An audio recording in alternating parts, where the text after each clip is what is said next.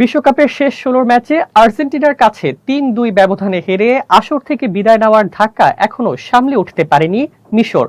মাঠের লড়াই শেষ হলেও এবার আইনি লড়াইয়ে নামছে তারা।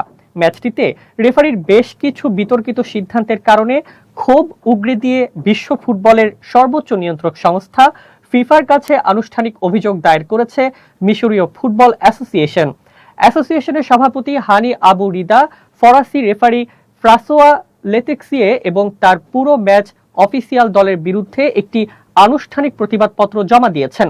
মিশরের দাবি, রেফারি এবং তার সহকারীরা আর্জেন্টিনার এই নাটকীয় জয়ের পেছনে চূড়ান্ত ও নির্ধারক ভূমিকা পালন করেছেন। অভিযোগপত্রে বিতর্কিত সিদ্ধান্তগুলোর একটি বিশদ ব্যাখ্যা চাওয়ার পাশাপাশি একটি সুষ্ঠু তদন্তের অনুরোধ করা হয়েছে। মিশরীয় ফুটবল ফেডারেশন কেবল অভিযোগ করেই ক্ষান্ত হয়নি, তারা ফিফার কাছে আনুষ্ঠানিকভাবে দাবি জানিয়েছে যেন এই ফরাসি রেফারিং প্যানেলকে চলতি বিশ্বকাপের বাকি ম্যাচগুলো পরিচালনা করা থেকে অবিলম্বে বরখাস্ত করা হয়। তাদের মতে, নকআউট পর্বের মতো এত গুরুত্বপূর্ণ ম্যাচে যে ধরনের মারাত্মক ভুল করা হয়েছে তা মেনে নেওয়া যায় না।